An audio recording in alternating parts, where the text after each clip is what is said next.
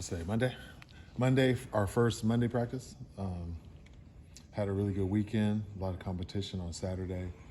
Guys are flying around, practicing hard. I think the depth is brought out our competition, so guys are really practicing at a high level. And I'm just excited that we've been staying healthy, so hopefully that stays out that way. And obviously you guys are approaching the midway point now of spring camp. As far as the install and all that, is that still on track? Is there anything that's maybe taking a little bit more time than you expected? Or Not really. They're still pretty much on track. The run game looks pretty good. Quarterbacks are picking up the offense. You know, there's a lot of them, so it's just good to see that they're all getting reps and able to show what they can do. But I think the offense is right on track.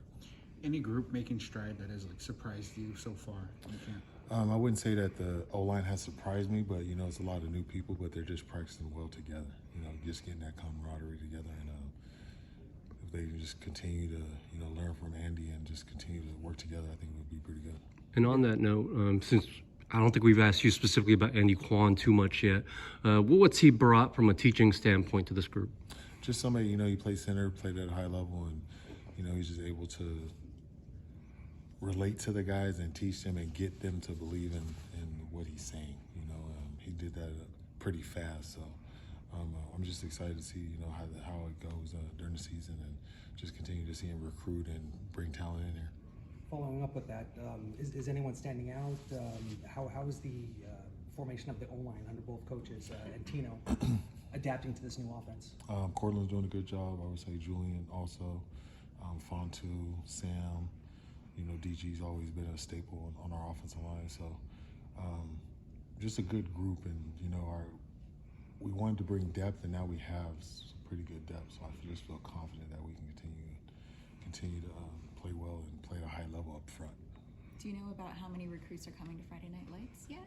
Not yet. It's too early. Yeah, I'll try to get you guys a number tomorrow.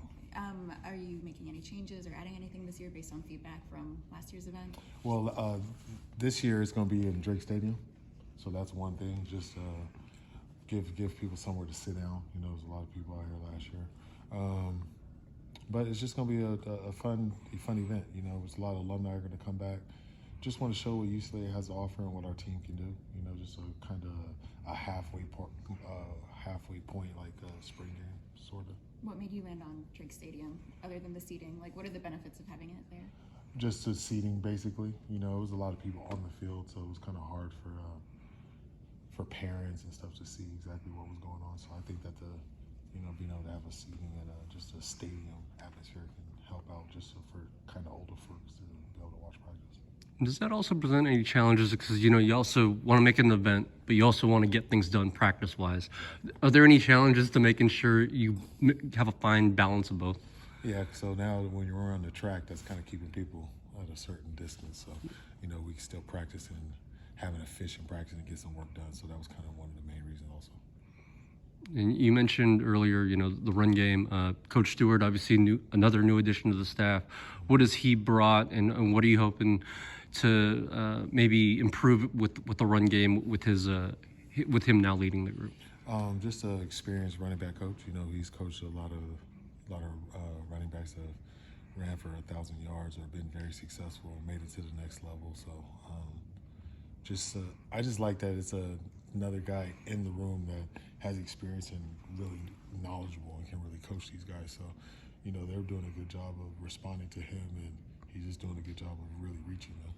And after this halfway point with all these, transfers who have come in, what have you seen from them, not only trying to integrate themselves into this team, but also take on maybe leadership roles? Or That's the part that was awesome. Like, a lot of the guys that were able to come in winter, you can see that they were able to insert their leadership during the winter and just being vocal. Cole Martin, Key Lawrence, just Julian Armella. So just guys that have came out and kind of let their work do the talking, but were still vocal and got guys to follow them, and now you can really see it on the field. Have you seen the guys that have been here embrace them as well?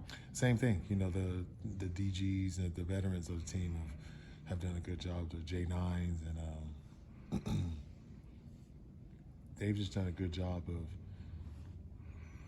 inserting their leadership too, because some of those guys weren't in that role the year before.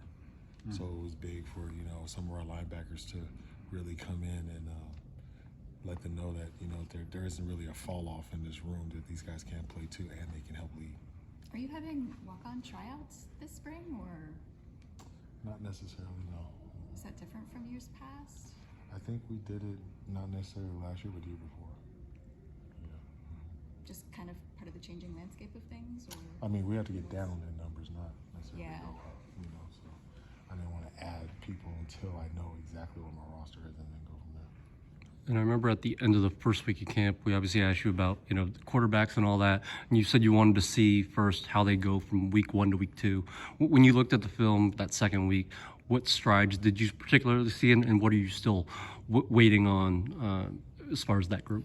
Joey's done a good job from week 1 to week 2. It's just mostly him just getting more comfortable with offense, and he's showing that each practice and walkthroughs. Anytime he's out there, you're seeing his leadership come out just a little bit more, you know. So I'm just excited to see how some of the younger guys do, how they're getting their reps and how they're dealing with that also. But Luke's been trying to come on strong, and you know, there's a real battle for that 1-2 spot.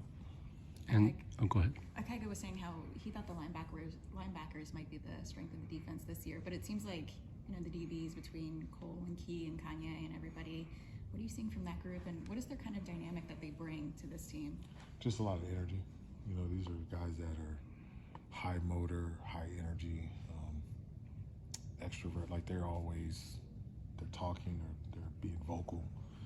They work hard. They're always bringing guys out here to do extra work. So I'm just excited for that back end. But I think, yeah, like they said, I think our linebacker group does have, it's probably the deepest, but you know, just not a lot of them have exactly played. And is Cam Jones now full go in team periods, or is he still coming along? He's still coming along. He Okay. was able to get in there a few periods Saturday.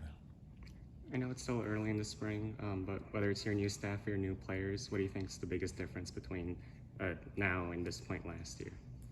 Just being in familiar territory, really. You know, last season it was my first spring going through, but this year I'm in familiar territory. It might not be some familiar faces on both sides, like you said, coaching staff or players, but I feel like I'm in a place that I've done this before, so you just feel a little bit more comfortable. What do you think have been the biggest things you've learned since last year? Make sure that just everything is vertically aligned, you know, from players, coaches, everybody, all the way up to the top. Last week, I think we saw Jaden Marshall move back to receiver. Obviously, he was originally brought here as a receiver. Is anyone else maybe getting a look at a different position in the spring? Maybe on the same side of the ball, but nobody from offense to defense or defense to offense. Just Marshall. Are we getting new pillars this year, or is it still going to be the DRE? Oh no, you got to stay with your pillars. You can't. You know, it wasn't. Those are pillars. You know, it's going to be discipline, respect, and enthusiasm, no matter what. And just one recruiting question, just as far as what Tino's maybe brought, as far as getting you into maybe different areas of the country. Seems like I know he has that background in the Northeast. It seems like Southeast Florida area and a little bit south. He seems to have some connections. Has that changed at all with some of the new coaches on staff as far as the footprint you guys are going after? Yeah, I mean, everybody has connections all over the place, so it was mostly just let's use the resources that we have. So if people have been in an area or coached in a certain area, let's make sure that we use that. Because like I said before, when I played here at UCLA, I played with guys from all over the United States. And if you go through just our retired jerseys, most of those guys are not from California. So, you know, we want to make sure that we do take care of our backyard, but we just also can add a lot more talent and stuff because this is a prestigious university. Thank you, guys. Thank you.